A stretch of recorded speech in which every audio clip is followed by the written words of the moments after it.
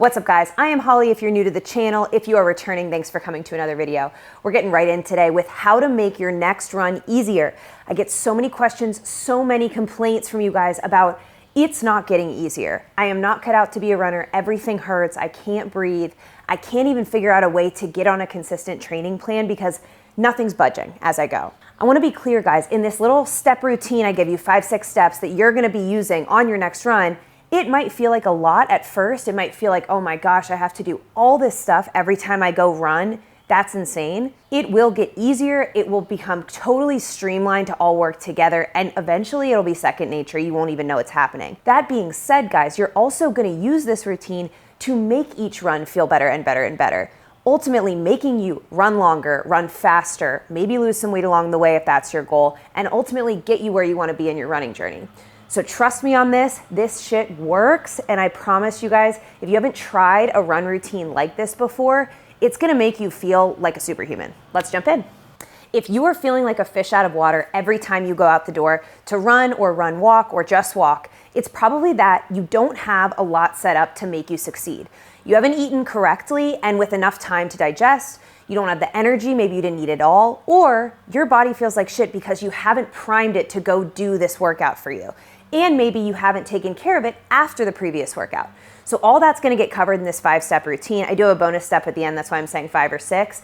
So here we go with the perfect routine for your next run. Remember guys, anytime I say run, I really mean run, walk, standing up off the couch, going to the mailbox, all of it counts. This is gonna make all of that feel better. First thing you're doing in this routine is eating 300 or so calories 1 hour before the workout. I know we're all different ages, genders, sizes, weights, everything. That is a good baseline to start from. You will find out in the workout, after the workout, before the workout, if that was too much or too little.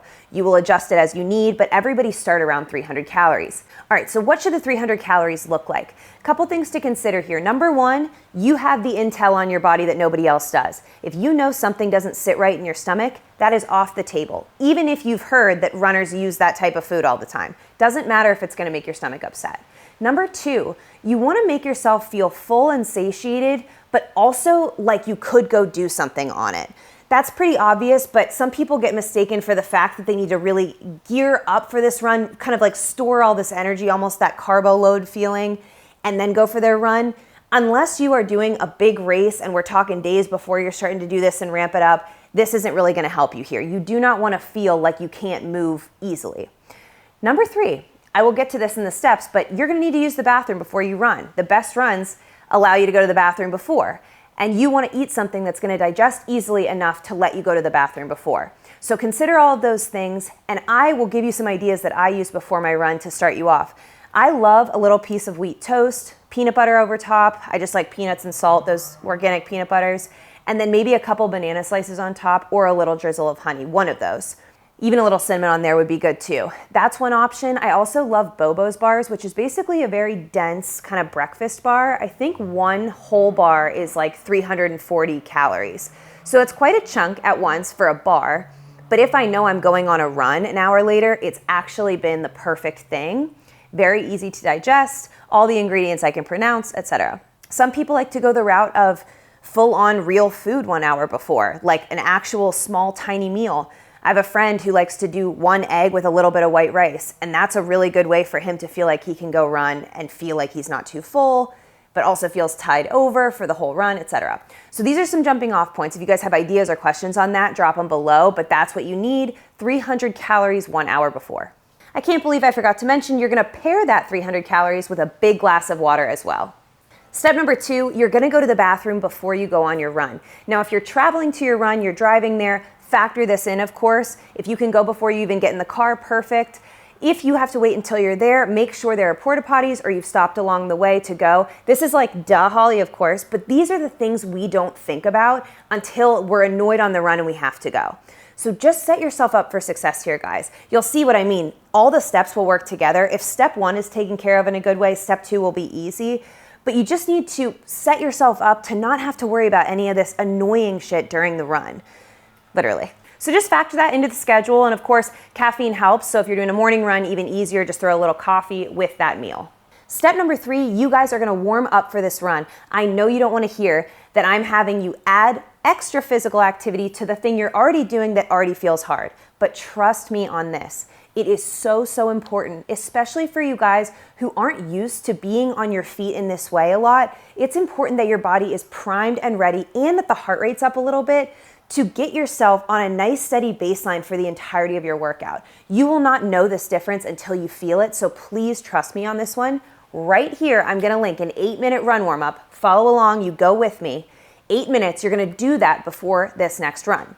Now, if you guys are driving to your run spot, say it's like a 15 or less minute drive, you can warm up at home and then go drive and get there and do the run. But I actually recommend for anything longer of a drive that you don't do the warm up till you're at your spot. So up to you there. Of course, if you're running from home, you'll just do it at home. I meant to mention also, if you guys are driving to your run, you're gonna put a big water with electrolytes in there set up in the car for you that you're gonna use after your run, but you wanna have that ready to go there.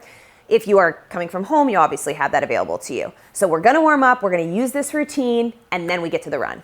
Bringing us right along to step 4, the actual workout itself. Start with the workout I'm about to give you guys and then make it harder or easier as you see fit, similar to the calories if you need to bump that up or down. Start with this and then change it up as you need. So here's what you're gonna do. 4 rounds of the following. Walk for 3 minutes, that should be a strong power walk. Run for 1 minute. That can be easy jog, it can be a little bit harder. You're gonna go back to 3-minute walk and then you're gonna run for 2 minutes. So we walk 3, run 1, walk 3, run 2. I like to vary it up a little bit, so my 1-minute runs are gonna be a bit faster, think 7 to 8 out of 10 effort. My 2-minute runs are gonna be slower, easy, steady jog, getting used to what might be eventually my long run pace. You're gonna do 4 rounds of what I just said. It's gonna be a super strong workout. You're gonna recover as much as you needed with a walk at the end of it, but that is what you're gonna do. Step number 5, what goes up must come down. Our workout's not over until our cool down is. And I'm not just talking about your heart rate.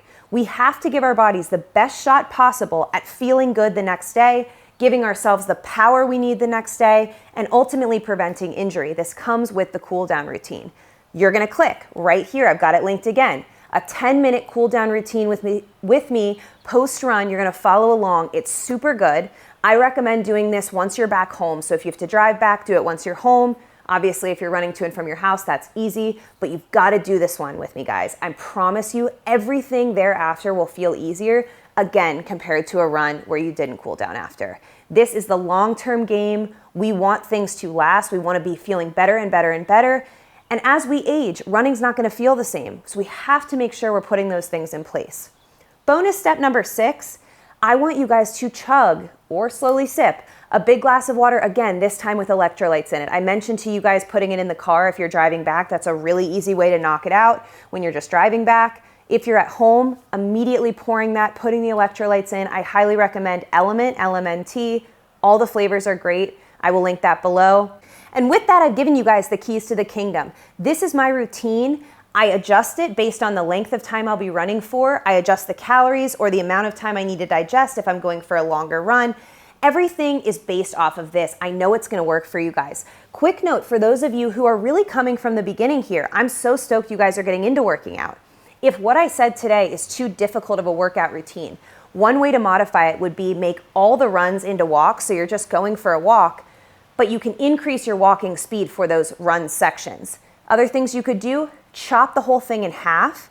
Other things you could do, break everything up into your day. So say I have a 36-minute workout, I could do 6-minute bits at a time throughout the day. This might even mean if you've got a job at a desk, getting up, 6-minute little lap around the desk, lap around the office, whatever it is, come back, move again, a little bit later, a couple hours later, another 6 minutes, knock that out throughout the day. The main thing here is that relative to where you're starting from, you wanna be doing more. So that's where we start from and then we build from there. Guys, I am so excited for you. I'm so proud of you for watching this video all the way through. Give this a try. Let me know how it goes. I'll see you in the next one. Bye.